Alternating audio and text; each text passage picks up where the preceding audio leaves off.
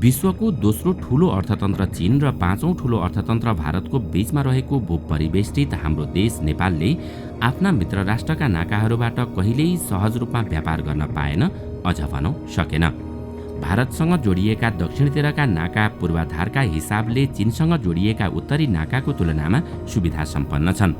तर पनि राजनीतिक स्वार्थ र आर्थिक लाभका विषयमा कुरा नमिल्दा नेपालले भारत र त्यसतर्फ हुने तेस्रो मुलुकसँगको व्यापार सहज बनाउन सकेको छैन।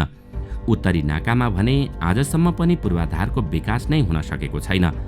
एक त नाम मात्रका व्यापारी नाका छन्, त्यसमा पनि बेला बेलामा सिर्जना हुने अनेकौं अवरोधका कारण औँसी पूर्णिमा मात्रै खुल्ने गर्दछन्। करिब 1400 किलोमिटर सिमाना जोडिएको यति धेरै विकसित देश चीनसँग खुलेका 6वटा नाका मध्ये 2वटाबाट कहिलेकाहीँ मात्रै व्यापार हुने गर्दछ। बाँकीको नाम कहिलेकाहीँ नेताहरूले भाषण गर्दा उच्चारण हुनु बाहेक कहीँ कतै सुनिँदैन। आखिर किन चिनिया नाका नेपालीहरूले उपयोग गर्न सकेनन्? के चीनले नेपालतर्फका नाका सञ्चालन गर्न नचाहेकै हो वा नेपालले त्यसको आवश्यकता प्रमाणित गर्न सकेन? दर्शकवृन्द, आउनुहोस् आजको यस श्रृङ्खलामा हामी विश्वको दोस्रो महाशक्ति देश चीनसँग 1400 किलोमिटर सिमाना जोडिएको अवस्थामा पनि नेपालले किन चीनसँगका नाका प्रयोग गर्न सकेन भन्ने विषयमा विशेष चर्चा गर्नेछौँ। सन् 1955 अगस्ट 1बाट सुरु भएको नेपाल चीन बीचको कूटनीतिक सम्बन्धले 67 वर्ष पूरा गरिसकेको छ।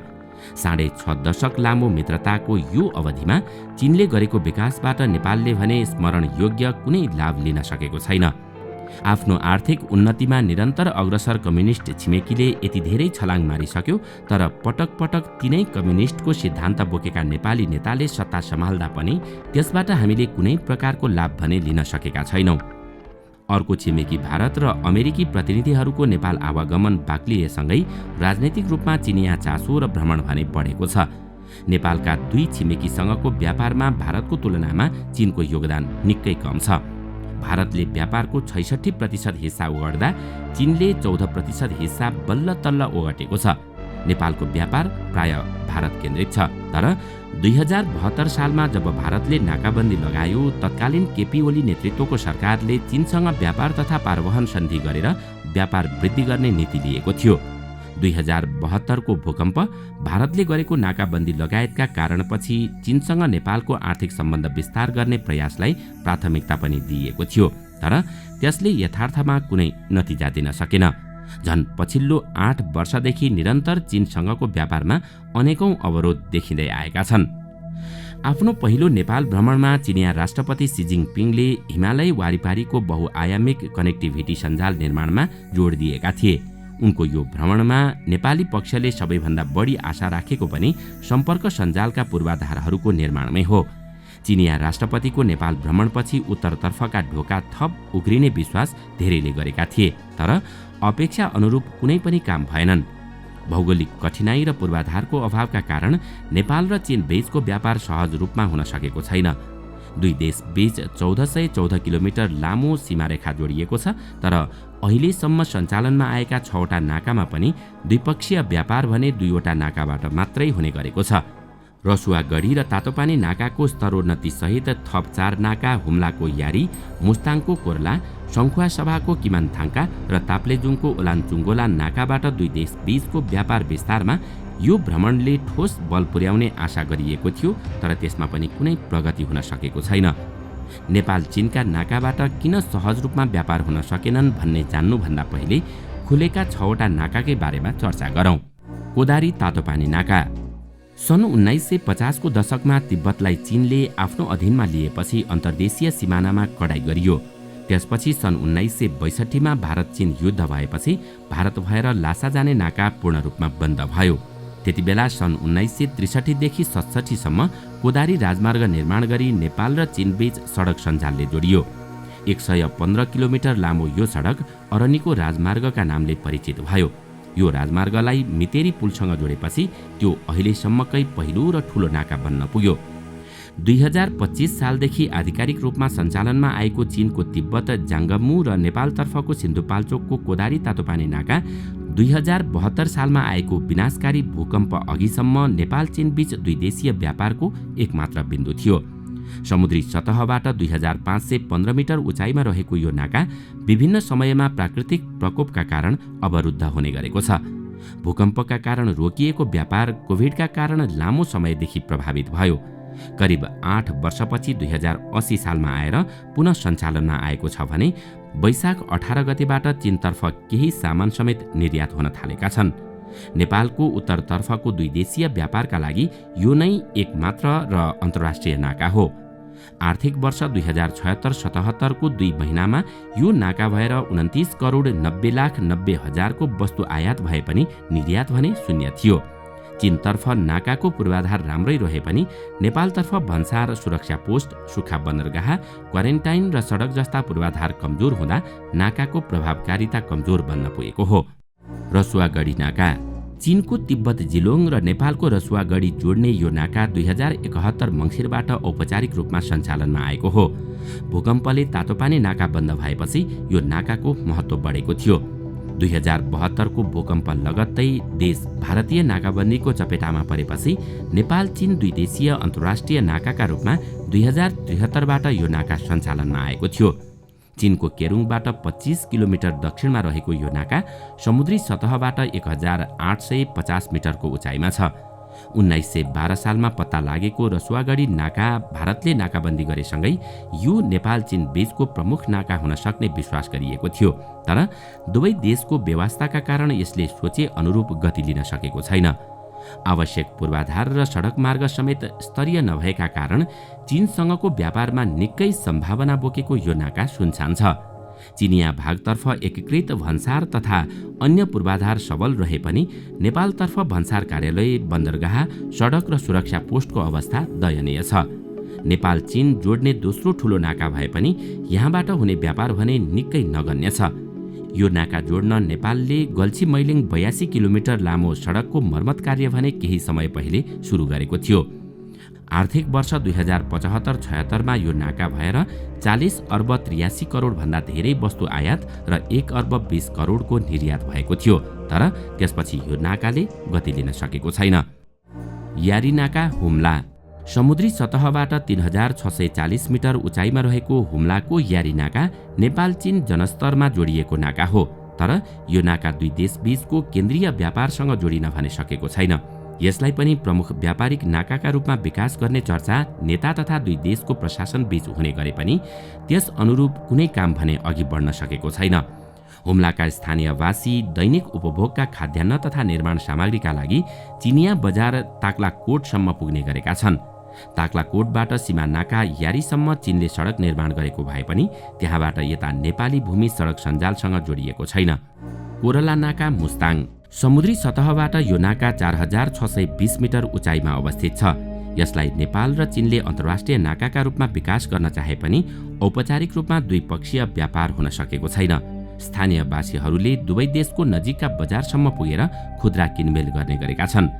दुवैतर्फ कच्ची सडक सञ्जाल पुगेको यो नाका मार्फत द्विपक्षीय व्यापार गर्न नेपाल र चीनको वाणिज्य संयन्त्र बीच पटक पटक छलफल भए पनि त्यसले मुहूर्त रूप भने लिन सकेको छैन। कोरला नाकामा चिनिया पक्षले नाका संरचना निर्माण गरे पनि नेपालले खासै काम गरेको छैन। किमानथाङका नाका सङ्खुवा सभा नेपालको सङ्खुवा सभा र तिब्बतको छेन्ताङमा किमानथाङका नाका अवस्थित छ। नेपाल चीन अन्तर्राष्ट्रिय नाकाका रूपमा विकास गर्न सकिने किमानथाङका पनि स्थानीय व्यापारका लागि मात्रै खुल्ला छ। सङ्खुवा सभाका नेपालीहरू चीनको स्थानीय बजारसम्म पुगेर जडीबुटी तथा स्थानीय उत्पादन बेचेर दैनिक उपभोगका लागि खाद्यान्न तथा लत्ता कपडा खरिद गर्ने गर्दछन्। त्यसबाहेक ठूलो आकारको व्यापार यो नाकाबाट हुन सकेको छैन। चीन सरकारसँगको सहकार्यमा नेपालले यो नाकाको सम्भाव्यता अध्ययन थाले पनि कुनै निष्कर्ष निस्किएको छैन। यो नाका सञ्चालनमा आए चीनबाट नेपालसम्मको दूरी 281 किलोमिटर मात्रै हुनेछ।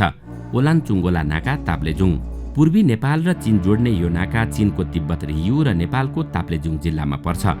नेपाल चीन 2 देशीय सम्भावनाको नाका मध्ये समुद्री सतहबाट यो नाका सबैभन्दा उच्च बिन्दुमा रहेको छ। यसको उचाइ 5095 मिटर छ। कठिन भूबनोट र कमजोर भौतिक पूर्वाधारका कारण स्थानीय मानिसको किनमेल प्रयोजनमा मात्रै रहेको यो नाकाबाट 2 देशीय व्यापारको सम्भावना भने प्रचुर छ। यहाँ नेपालले भन्सार कार्यालय राखेको भए पनि अन्य आवश्यक पूर्वाधार भने निर्माण गर्न सकेको छैन। कार्यालय खोले पनि राष्ट्रिय अर्थतन्त्रमा देखिने गरी यहाँबाट व्यापार भएको छैन। कच्ची सडक सञ्जाल नाकासम्म पुगेको छ। यसका अलावा गोर्खाको लार्के, दोलखाको लामा बगर र मुगुको नाक्सा भन्ज्याङ पनि नेपाल चीन स्थानीय नाकाका रूपमा विकास गर्न सकिने चर्चा पटक पटक हुँदै आएको छ। यस बीचमा चीन तथा नेपाल दुवैतर्फका कार्यकारी प्रमुखहरूले एक अर्काको भ्रमण गरेका छन्। भ्रमणका क्रममा धेरै प्रकारका सम्भावनाका बारेमा चर्चा परिचर्चा र बहस पनि भएकै हुन्, तर त्यतिबेला व्यक्त भएका कुनै पनि प्रतिबद्धता र सहमति कार्यान्वयनमा आउन भने सकेका छैनन्। चीनका प्रधानमन्त्री लीको निमन्त्रणामा तत्कालीन प्रधानमन्त्री केपी शर्मा ओलीले 6 दिने चीन भ्रमण गरेका थिए। प्रधानमन्त्रीको चीन भ्रमणका बेला नेपालमा चिनिया रेल कुद्नेदेखि चिनिया नाका सहज रूपमा खुल्ने विषयले निकै चर्चा पाएका थिए। भारतले नाकाबन्दी लगाउँदा चीनबाट तेल ल्याएर सडकमा गाडी गुडाउने प्रधानमन्त्री ओलीका लोकप्रिय नाराका कारण उनले फेरि पनि निर्वाचन जिते पनि त्यतिबेला चीनसँग गरिएका आश्वासन भने कुनै पनि पूरा भएका छैनन्। प्रधानमन्त्री ओलीको भ्रमणको सबैभन्दा ठूलो उपलब्धि भनेको केरुङ काठमाडौँ रेलवे सम्बन्धी परियोजना थियो, तर त्यसले पनि आवश्यक गति लिन सकेन। सन् 2016मा दुई देशबीच भएको ट्रान्जिट ट्रान्सपोर्ट सम्झौता अनुसार ट्रान्जिट यातायातमा सहकार्यको महत्त्वलाई जोड दिने बताइएको थियो, तर भएका नाका पनि सञ्चालनमा आउन सकेका छैनन्। यस्तै चिनिया राष्ट्रपति सी जिनपिङले 2076 असोजमा गरेको नेपाल भ्रमणबाट पनि निकै अपेक्षा गरिएको थियो, किनकि त्यो भ्रमण सन् 1996मा जियाङ जमिनले गरेपछिको चिनिया राष्ट्रपतिको पहिलो नेपाल भ्रमण थियो, तर त्यसले पनि नेपाली जनतालाई माछो भ्यागुत नै बनायो।